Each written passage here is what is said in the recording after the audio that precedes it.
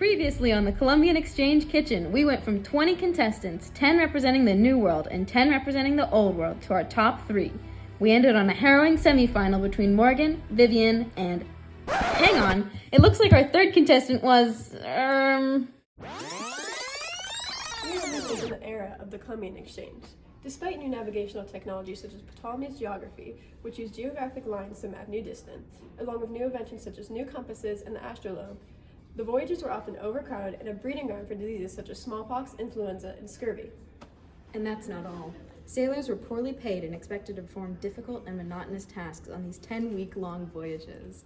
Just because technology had gotten better does not mean that the treatment of lower-ranking workers had gotten any more lenient. 15 to 20% of voyagers died on these trips. It's no surprise our third contestant seems to have... Well, let's just get back to the program. I guess this means we only have 2 competitors in the finals. Contestants, please introduce yourselves. My name is Morgan Miller. I've been living here in America for the past 5 years and have enjoyed the foods of the New World. Here we have beans, tomatoes, potatoes, cocoa beans, turkey, and corn. The food here is of great nutritional value and enough diversity to keep a diet luxurious and exciting. I know these ingredients will carry me to a win. My name is Vivian Frank. I'm from France and I'm here to win. European advantages of livestock, coffee, and citrus fruits are going to set me kilometers ahead of the competition. By bringing sugarcane and wheat, almost anything is possible now, especially my victory.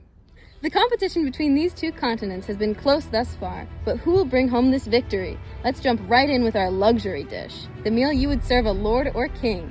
How does your continent present novelty, taste, and beauty? 45 minutes on the clock. That's easy for me. Real French kings eat heaps of meat and fruit such as oranges, peaches, pears, and apples, all originating in good old-fashioned Europe. I have just the thing to make. All I have to worry about is this New World lad getting the chance to poison a king.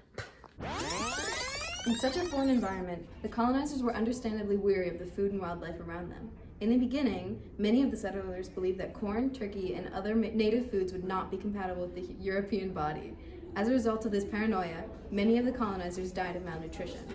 On the second voyage, supplied with significantly more European food, the colonizers noticed that the natives they met began dying of disease. This was unquestionably due to the introduction of European diseases to the unprepared immune systems, but the colonizers used this opportunity to blame the native food they ate and offer a more European diet, religion, and lifestyle. A main goal of the Europeans was to spread Catholicism and enlightenment after all. Mercantilist monarchies may have funded the voyage here, but they're not getting their favorite traditional meals out of it. Here in the New World, our main source of meat is turkey, but I think in terms of luxury and novelty, we have a greater strength. For my dish, I'm going to make a chocolate dessert. It may not be familiar, but it will definitely be delicious.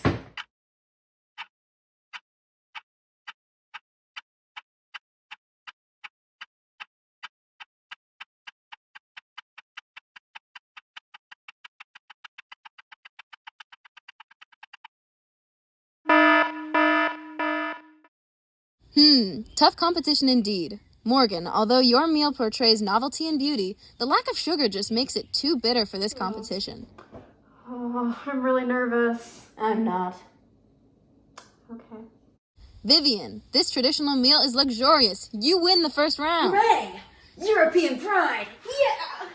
All right, we're in the final round of it all. Vivian with a slight lead and Morgan following close behind. This next round is more practical and efficient. How would your continents feed the general population with easily accessible ingredients? You have 30 minutes. Go! As soon as I heard the theme, I knew what I had to do. The vegetables here are easy to grow and abundant, and for my meal, I'll be making potato with maize or corn, the top 2 crops of the New World. Here in the near future, close to the 1600s, potatoes are a bit of magic food for Europe. They're rich in vitamin C, which prevents deadly diseases such as scurvy. Potatoes also gained a massive amount of popularity in Ireland for a number of reasons. They took up very little space to grow a large amount of and could grow in the rocky Irish soil. Beyond that, potatoes were a nutritional powerhouse that allowed the Irish people to survive almost entirely off of potatoes. When all the potatoes were destroyed from a crop blight, nearly 2 million people starved to death, proving just how vital the little guy is. What a miracle plan! How will the European contestant compare? The commoners here have a great diet. Grain, grain, and more grain. The most important food is rye bread, and the most important beverage is ale. Rye bread is cheaper to make and more nutritional than white bread, my favorite, so it's perfect for keeping the poor population alive. Ale is marvelous for keeping the commoners hydrated and relatively healthy due to the boiled water, and it's lower cost than wine. Bread is good. For the French peasants of the future, here in 1780, the bread was worth spending 60 to 80% of all wages on. When the population rose by over 5 million and the king deregulated grain prices, the price to make bread skyrocketed and riots broke out all across France. Vivian's home country broke into a bread-fueled full-on revolution due to the scarcity of bread. That's one influential meal.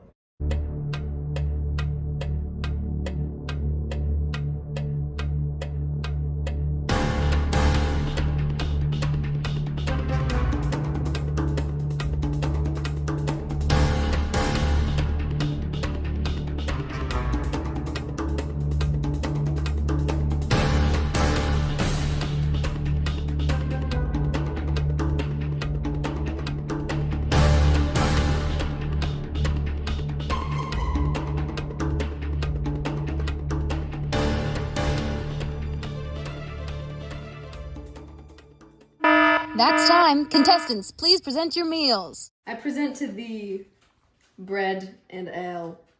This is my potato and maize mash. These dishes will support millions of lives in the future, but which one is more influential?